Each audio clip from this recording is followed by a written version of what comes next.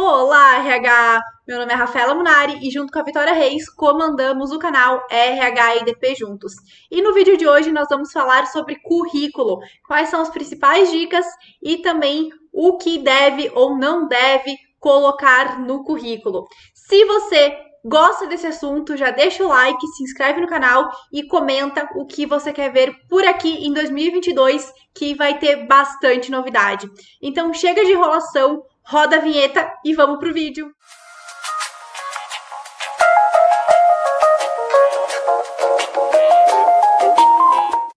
Nós sabemos que recrutadores recebem milhões de currículos todos os dias, seja via e-mail, cadastro em plataforma, via LinkedIn, enfim, existem vários meios de comunicação para receber currículos. Então, é muito importante que a gente já inicie essa preocupação para enviar currículo diante da divulgação da vaga. Será que eu realmente preencho os requisitos que aquela vaga pede, que aquela vaga solicita?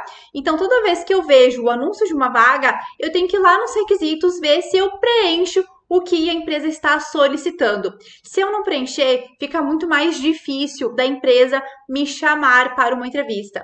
Então, por exemplo, se lá na vaga está descrito que precisa de inglês fluente e eu não tenho inglês fluente, eu não falo inglês e no meu currículo não consta que eu sei inglês, provavelmente aquela empresa não irá me chamar, então nem adianta você perder tempo e enviar currículo para aquela empresa. E olhando um pouco a visão do recrutador, quando você recebe muitos currículos que não preenchem os requisitos da vaga, fica muito mais difícil de triar e de selecionar um currículo que realmente tenha a ver com aquela função. Então, primeira dica e principal, vejam quais os requisitos que estão divulgados naquela vaga, o que a empresa espera do candidato. Então, a primeira dica de ouro é essa: não percam tempo enviando currículo para lugares que você não preenche os requisitos mínimos. Agora, falando um pouquinho da estrutura do currículo. É interessante que vocês dividam um currículo em 4 partes. Vocês precisam entender que a primeira parte é para os dados pessoais, depois formação acadêmica, as experiências profissionais e, por último, os cursos complementares. Então, vamos lá. Primeira parte, dados pessoais. Atualmente, não precisa mais informar RG, CPF, número completo do endereço. É importante ter as informações básicas, nome, a localização onde mora, então o bairro que mora é importante para o recrutador. Estado civil, contato telefônico, com certeza é uma das partes mais importantes. Então, insira o seu número de telefone atual. Se for o WhatsApp, melhor ainda, porque muitas empresas entram em contato para marcar entrevista via WhatsApp. Se tiver alguma pessoa de confiança para deixar recado, também insira o número de contato para recado e também coloque o seu e-mail, o seu melhor e-mail, aquele e-mail que você sempre utiliza, porque a empresa pode também enviar um e-mail marcando a entrevista. Se você tiver perfil no LinkedIn, pode estar inserindo o link para que a empresa veja o seu perfil profissional no LinkedIn. E fica uma dica extra: se você não tiver LinkedIn, está procurando recolocação ou está procurando um emprego, já baixa o aplicativo e faça um perfil no LinkedIn, que muitas empresas procuram pessoas profissionais lá por essa rede social, que é a principal hoje para quem está em busca de um emprego ou em busca de uma recolocação. Então, algumas informações básicas são sim importantes: idade ou data de nascimento, essas informações podem ser inseridas. Depois, a gente vai para a parte de formação acadêmica. Se você já é graduado, você não precisa colocar que tem ensino médio, porque só consegue fazer graduação quem já se formou no ensino médio. Se você tem só o ensino médio, não precisa colocar que você completou o ensino fundamental, porque se você foi para o ensino médio, é porque já completou o ensino fundamental. Então, é importante que na formação acadêmica conste qual a sua formação.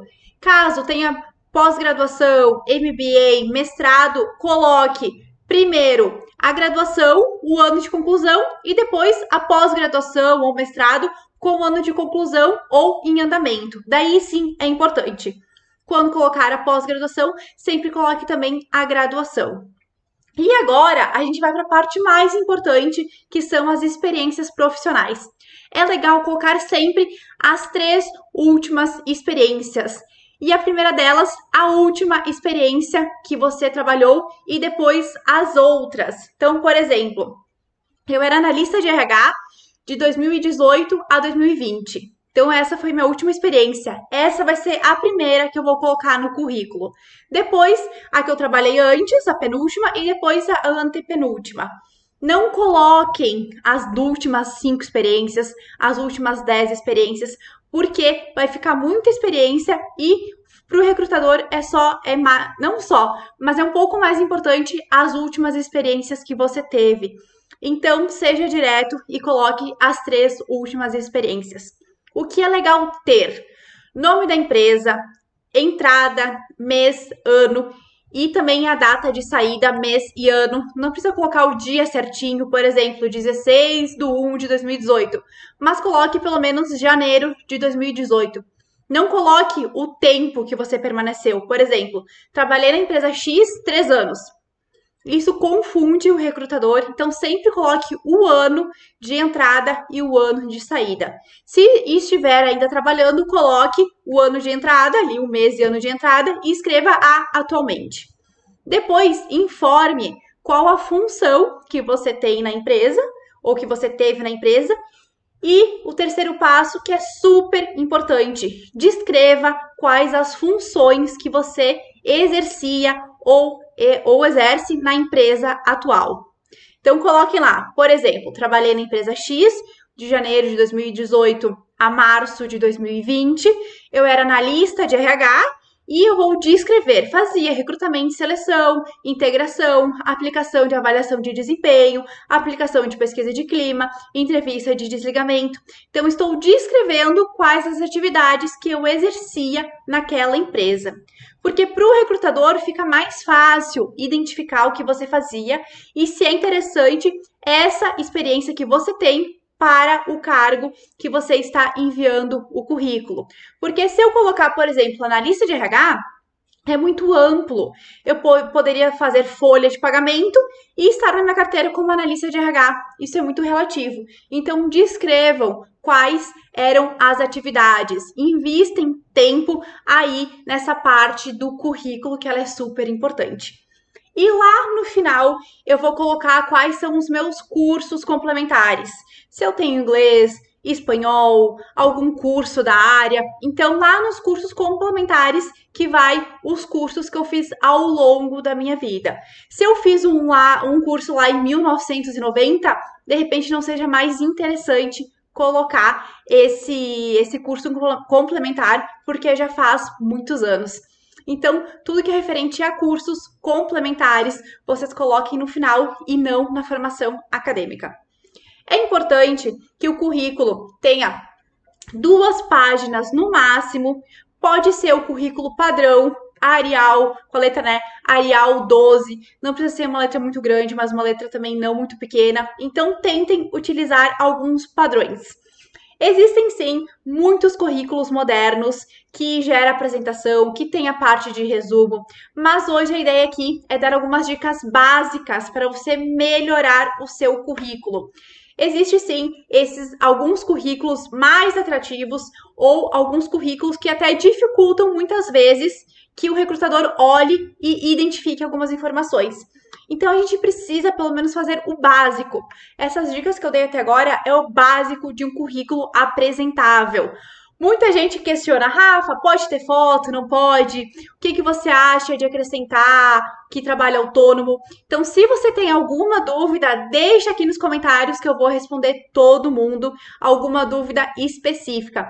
Mas esse formato é o formato padrão, é o formato básico para você conseguir ter as informações mínimas que os recrutadores pedem ou olham durante o seu currículo para selecioná-lo para uma vaga ou selecioná-lo para fazer uma entrevista. Então, esses são os pontos básicos e os pontos importantes. Eu vou deixar aqui na descrição do vídeo um modelinho padrão de currículo para você preencher tudo que a gente conversou até agora, certo? Se você quiser mais vídeos como esse, quer tirar alguma dúvida ou técnicas de entrevista, ou como se aprimorar, se preparar para uma entrevista, deixa aqui nos comentários que é o próximo vídeo, quem sabe a gente não fala sobre esse assunto. Certo? Não esquece, se inscreva no canal, deixa o like, deixa o seu comentário, nos segue no Instagram também, vou deixar aqui o meu arroba e também o arroba da Vitória. Todos os dias tem conteúdo super exclusivo e também conteúdo de qualidade para você nos acompanhar, certo? Um beijo no coração e até a próxima. Tchau!